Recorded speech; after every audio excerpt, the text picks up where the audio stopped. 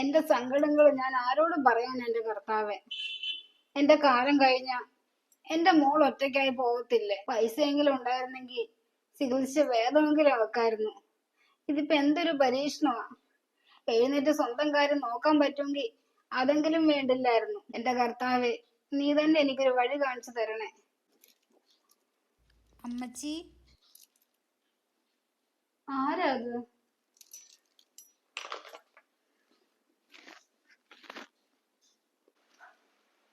ആരാ?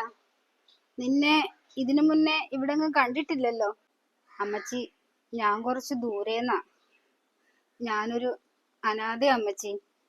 ഇവിടെ എവിടെയെങ്കിലും സഹായത്തിന് ആളെ വേണോന്നറിയാൻ വേണ്ടി വന്നതാ. പൈസയായിട്ടൊന്നും വേണ്ട. കിടക്കാനൊരിടവും കഴിക്കാൻ കുറച്ച് ഫുഡും തന്നാ മതി.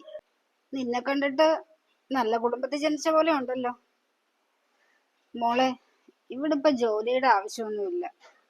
പിന്നെ എന്റെ മോള് അരയ്ക്ക് താഴെ തളർന്ന് കിടപ്പാ. അവളെ നോക്കാനൊരാള് വേണം. ഇപ്പോഴല്ല, പിന്നെ എന്റെ കാലം കഴിയുമ്പോ. നിന്നെ വിശ്വസിക്കാവോ? നീ അനാഥാന്നല്ലേ പറഞ്ഞത്? പറഞ്ഞത് സത്യമാണെങ്കിൽ നീ ഇവിടെ നിന്നോ. എന്റെ മോൾക്കൊരു കൂട്ടാവുമല്ലോ. എത്ര കാലം വേണേലും നിന്നോ. വളരെ ഉപകാരം അമ്മച്ചി. എങ്കിൽ നീ അകത്തോട്ട് കേറി വാ. ഞാൻ എന്റെ മോളെ കാണിച്ചു തരാം. ശരി അമ്മച്ചി. ഇതാണ് എന്റെ മോള്. 15 വർഷങ്ങൾക്ക് മുന്നേ ചന്ദ്ര ഹോസ്പിറ്റലിലെ നേഴ്സായിരുന്നു. ഡ്യൂട്ടി കഴിഞ്ഞ് വരുന്ന വഴി ഒരു ഓട്ടോ ഇടിച്ചതാ. അരയ്ക്ക് താഴെ അങ്ങ് തളർന്ന് കിടപ്പിലായി. അന്ന് തൊട്ട് എന്റെ കുഞ്ഞു ദുരിതം അനുഭവിക്കുക. ഇതാരാ അമ്മച്ചി? ഞാനൊരു അനാഥയാ ചേച്ചി. ചേച്ചിക്ക് കൂട്ടായിട്ട് ഇവിടെ നിന്നോളാൻ അമ്മച്ചി പറഞ്ഞു.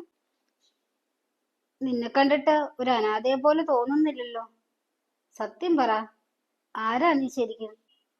അത് ചേച്ചി. ആരാടി നിന്റെ അമ്മൂമ്മ? നീ എന്നെ അങ്ങനെ വിളിച്ചു പോയേക്കരുത്. അമ്മൂമ്മ പറയുന്നത് ഞാൻ കേട്ടു. നീ ആരാ ശരിക്കും? നീ എന്റെ മോളൊന്നുമല്ല. അത് നിന്റെ അമ്മൂമ്മയല്ല. നീ വേറെ ആർക്കുണ്ടായ കുഞ്ഞാണ്. ഇനി നീ കുപ്പിവള ഇട്ടാ മതി. നിനക്കേ സ്വർണവള ഇടാനുള്ള യോഗ്യതയൊന്നും ഇല്ല. എന്റെ അമ്മ പറഞ്ഞത് കേട്ടില്ലേ? ഇറങ്ങിപ്പോടി ഈ റൂമിന്ന്. ഈ വളയിന് നിനക്ക് അവകാശപ്പെട്ടതാ. നിന്നെ പോലുള്ള പെരുങ്കള്ളിക്കേ ഈ വീട്ടിലെ സ്ഥാനമില്ല. ഇറങ്ങിക്കോണ ഈ നിമിഷം ഈ വീട്ടിൽ നിന്ന്. അയ്യോ, നീ മാണിക്യമംഗലത്തെ കുട്ടിയാണോ? ദൈവമാ നിന്നിവിടെ കൊണ്ടെത്തിച്ചത്. എനിക്കുണ്ട് ചിലത് പറയാൻ.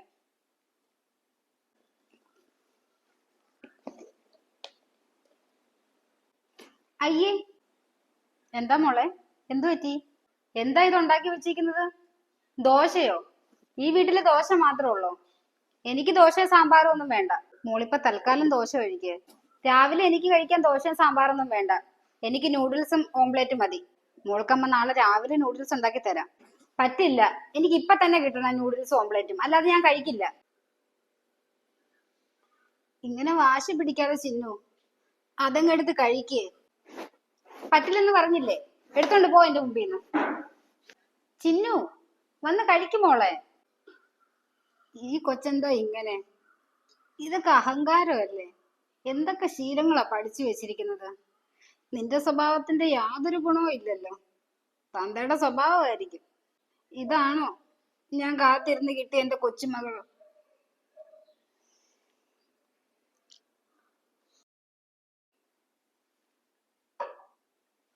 അതെ അമ്മേ, എനിക്കൊരു 10,000 രൂപ വേണം. 10,000 രൂപയോ? നിനക്കിപ്പോ എന്തിനാ ഇത്രയും പൈസ?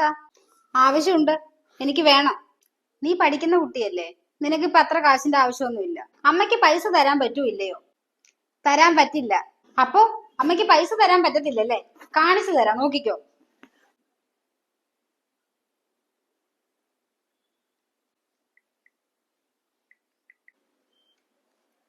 ചിന്നു, നീ എന്റെ പേഴ്സിൽ നിന്ന് പൈസ എടുത്തായിരുന്നോ? ആ, ഞാൻ എടുത്തു. ആരോട് ചോദിച്ചിട്ട്? നിന്നോട് ആരാ എന്റെ പേഴ്സിലിരിക്കുന്ന പൈസ എടുക്കാൻ പറഞ്ഞത്? ഇതൊക്കെ മോശമല്ലേ ചിന്നു? എന്തു മോശം? ഞാൻ അമ്മയോട് പൈസ ചോദിച്ചിട്ട് അമ്മ എനിക്ക് പൈസ തന്നോ? ഇല്ലല്ലോ. അതുകൊണ്ട് എന്റെ ആവശ്യത്തിന് ഞാൻ പേഴ്സിന്ന് പൈസ എടുത്തു. ചോദിച്ചിട്ട് തന്നില്ലെങ്കിൽ നീ അങ്ങ് എടുക്കുവോ? ഇതൊക്കെ എവിടുന്ന് പഠിച്ച ശീലങ്ങളാ ചിന്നു? എന്റെ സ്വഭാവത്തിന്റെ ഒരു അംശം പോലും നിനക്കില്ലല്ലോ. അമ്മയൊന്ന് പോയേ, എനിക്ക് കിടക്കണം. ഇതൊന്നും അത്ര ശരിയല്ല മോളെ.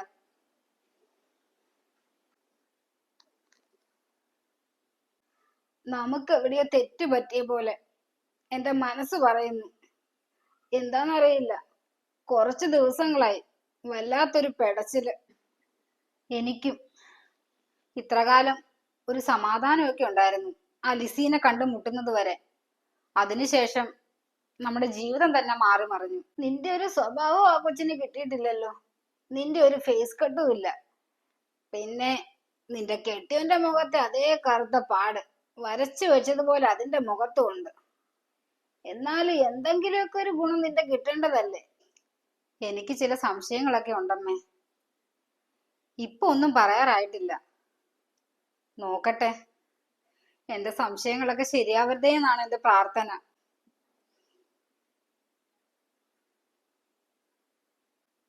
ആരാ മോളെ? അറിയില്ലമ്മേ, പരിചയമില്ലാത്ത നമ്പറാ. നീ അത് അറ്റൻഡ് ചെയ്യേ. ഹലോ. 15 വർഷങ്ങൾക്ക് മുന്നേ നിങ്ങളുടെ ഡെലിവറി സമയത്ത് ചന്ദ്ര ഹോസ്പിറ്റലിൽ ഉണ്ടായിരുന്ന നേഴ്സാ. പേര് നൈന. സത്യമാണോ പറയുന്നേ?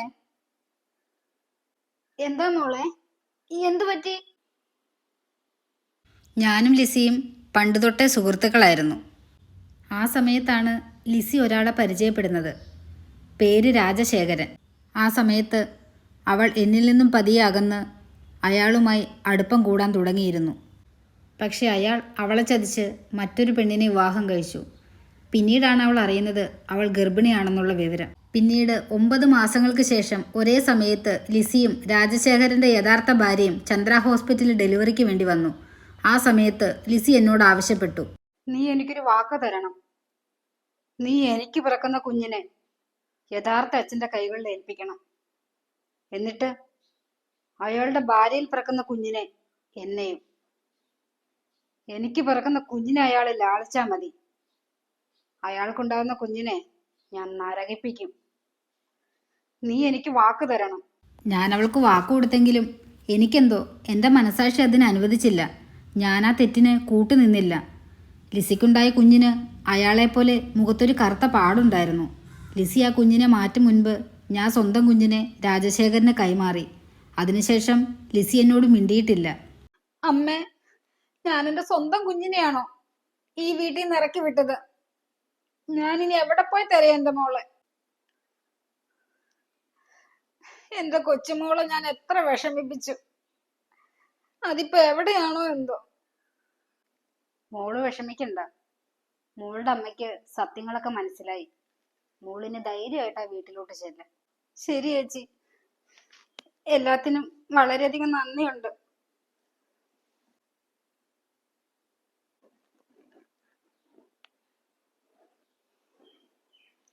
നീ എന്താടി ഇവിടെ? എനിക്കെന്താ, ഇവിടെ വന്നൂടെ? ഇതെന്റെ വീടല്ലേ. നിന്റെ വീടോ? ഈ വീട്ടിൽ നിന്ന് നിന്നെ ഇറക്കി വിട്ടതല്ലേ എന്റെ അമ്മ. നിന്റെ അമ്മയോ? അപ്പോ എന്റെ അമ്മ ആരാ? അമ്മേ, ദേ വീണ്ടും ഇവള് വലിഞ്ഞേറി വന്നേക്കുന്നു. ഇവളോട് അമ്മ ഇറങ്ങിപ്പോവാൻ പറ. അവളോട് എന്തിനു ഞാൻ ഈ വീട്ടിൽ നിന്ന് ഇറങ്ങിപ്പോവാൻ പറയണം? ഇത് അവളുടെ വീടല്ലേ. അവളുടെ വീട്ടിൽ നിന്ന് അവളെവിടെ ഇറങ്ങി പോവാൻ? പോവേണ്ടത് നീയല്ലേ. ഞാനോ? അമ്മ എന്തൊക്കെ ഈ പറയുന്നേ? അമ്മയോ?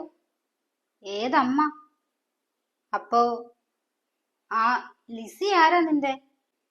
നീ ഒന്ന് ഒളിക്കാൻ ശ്രമിക്കണ്ട. എല്ലാ സത്യവും ഞാൻ അറിഞ്ഞു കഴിഞ്ഞു. ആ ലിസിയോട്, അതായത് നിന്റെ അമ്മയോട് ഞാൻ വരാൻ പറഞ്ഞിട്ടുണ്ട്. നീയും നിന്റെ അമ്മയും കാരണം ഞങ്ങളുടെ സ്വന്തം കൊച്ചുമോളെ എന്തോരം ദ്രോഹിച്ചു. ദൈവം പോലും പൊറുക്കില്ല ഞങ്ങളോട്. അതെ, ഒരിക്കലും ദൈവം നിങ്ങളോട് പൊറുക്കത്തില്ല. എത്തിയല്ലോ നീ. എന്റെ മോൾക്ക് കൂടി അവകാശപ്പെട്ട മണ്ണാ ഇത്. ഇവളുടെ അച്ഛനും നിങ്ങളുടെ മോളുടെ അച്ഛനും ഒന്നാ. എന്റെ മോൾക്കും ജീവിക്കണം. അന്തസ്സായി. ലിസി, അങ്ങേര് ജീവിച്ചിരുന്നപ്പം എനിക്ക് ഒരു തുള്ളി സമാധാനം തന്നിട്ടില്ല. ദേ ഇപ്പം മരിച്ചു കഴിഞ്ഞപ്പോഴും. പിന്നെ ഈ സ്വത്തിന്റെ അവകാശം, ഈ സ്വത്തുക്കളൊന്നും അങ്ങേരുണ്ടാക്കിയതല്ല. എന്റെ അച്ഛൻ എനിക്ക് വേണ്ടി കരുതി വെച്ച സ്വത്താ. ഈ സ്വത്തിന് ഒരേ ഒരു അവകാശമേ ഉള്ളൂ. അതെന്റെ രക്തത്തിൽ പറഞ്ഞ എന്റെ സ്വന്തം മോള് താ നിൽക്കുന്നു. അത് കൊള്ളാം. അപ്പം നിങ്ങൾ തന്നെ പറ, ഞാനും എന്റെ മോളും കൂടെ ഇനി എന്ത് ചെയ്യണോന്ന്. അത് ഞങ്ങൾക്കറിയേണ്ട കാര്യമില്ലല്ലോ ലിസി. നിന്റെ കുഞ്ഞിനെ നീ നോക്കണം. നല്ല ആരോഗ്യമൊക്കെ ഉണ്ടല്ലോ. അത് നേരാ. എന്റെ ഭർത്താവ് നിന്നോട് ചെയ്തത് തെറ്റ് തന്നെയാ. അത് ഞാൻ അംഗീകരിക്കുന്നു. പിന്നെ വേറൊന്നിന്റെയും പേരിലല്ല, എന്റെ മനസാക്ഷിയുടെ പേരില്. എനിക്കൊരു മോള് വളർന്നു വരുന്നതല്ലേ. അങ്ങേർക്കുള്ള പ്രായശ്ചിത്തമായിട്ട് ഞാൻ ചിന്നുവിന്റെ പേരില് ഒരു വീടും അവളുടെ വിദ്യാഭ്യാസത്തിന്റെ ചുമതലയും ഏറ്റെടുക്കാം. ഇതിൽ കൂടുതലൊന്നും എന്റെ കയ്യിൽ നിന്ന് നീ പ്രതീക്ഷിക്കരുത്. അമ്മേ, നമുക്കിനി പ്രതികാരമൊന്നും വേണ്ടമ്മേ. നമുക്ക് ജീവിക്കാൻ ഇതൊക്കെ തന്നെ ധാരാളം. എന്റെ മോളുടെ നല്ല ഭാവിക്ക് വേണ്ടി മാത്രം ഞാൻ ഇതിന് സമ്മതിക്കുവാണ്.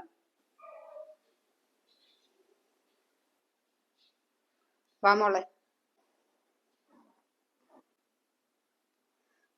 മോളി അമ്മയോട് ക്ഷമിക്ക്.